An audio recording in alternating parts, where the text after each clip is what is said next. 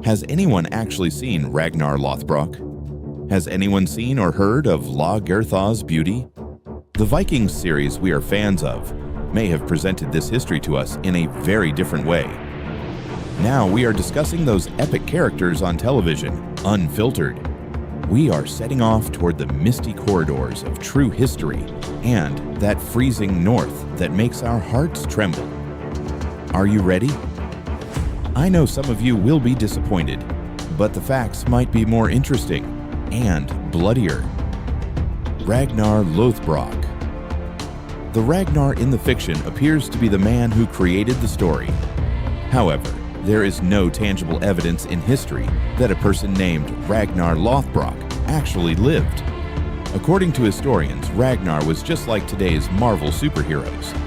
It seems that Ragnar was formed by combining the bravery of Regin Herus, who besieged Paris, the intelligence of King Horik, and the achievements of other leaders.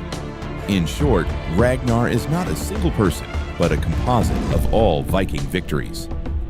And what about dying in a pit full of snakes? That is merely a great final scene. The most likely scenario is that he was lost to the waters during a stormy sea voyage or died on a battlefield. But the most fitting, unforgettable way to die? Definitely the snake pit. Lagertha, the queen of the shield wall. Forget about that epic love story we watched. Lagertha's name appears only in the records of the Danish historian Saxo Grammaticus. She is not mentioned in any other Viking source or story. According to historians, Lagertha was actually the earthly incarnation of the Scandinavian goddess Thorgerd. In truth, she was more of an impossible dream for Viking men than a flesh-and-blood woman. You know how men today fantasize saying, "I wish I had that woman, even if I were $1 million in debt." That is Lagertha. And without forgetting, how did she give birth to Bjorn? That was completely fabricated to make the show more interesting. Bjorn's mother was Aslaug, whom we watched as the woman for whom Ragnar cheated on and later married, Lagertha, was a much nobler character in real sources. She is described as the daughter of the legendary dragon slayer Sigurd and the Valkyrie Brynhildr. The reason she seemed a bit like a witch or a sorceress in the series is because of her mythological lineage. Actually, the most important part is that the mother of Bjorn Ironside and Ragnar's most well-known children is not Lagertha, but Aslaug. In other words, the growth of the Viking lineage is thanks to Queen Aslaug. Bjorn Ironside. We are starting on important topics. Bjorn is a 100% real historical character, and through his deeds, he is someone more significant than his ancestors. He almost never stayed in Scandinavia. He was one of the first Viking heroes to cross Gibraltar and launch expeditions into the Mediterranean. He even attacked and looted the North African coasts and went as far as Italy. If you remember in the series, Ragnar became a Christian, faked his death, and entered the city in a coffin with Bjorn by his side. In reality, that story belongs to Bjorn. Bjorn was the one who actually used this tactic to capture a city. As I said, Ragnar is a character who collected all the heroic deeds. Notice that Bjorn being present in that coffin scene in the series is a nod from the screenwriter. And Bjorn was so powerful that it is still claimed today that the Swedish royal family is of his bloodline. Bjorn was not someone to be left behind.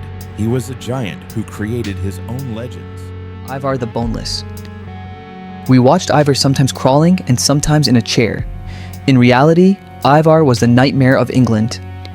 We don't know if the nickname, the Boneless, came from his illness or from his flexible movements while fighting as if he had no bones. We aren't sure if he had bones, but he truly lacked a conscience. He was the brains behind the massive pagan warriors who forced England to its knees. In 865, when he went to East Anglia with his brother Halfdan, the fate of England was sealed. He killed King Edmund with brutal torture, According to rumors, he chained the king to a tree and fired countless arrows at him.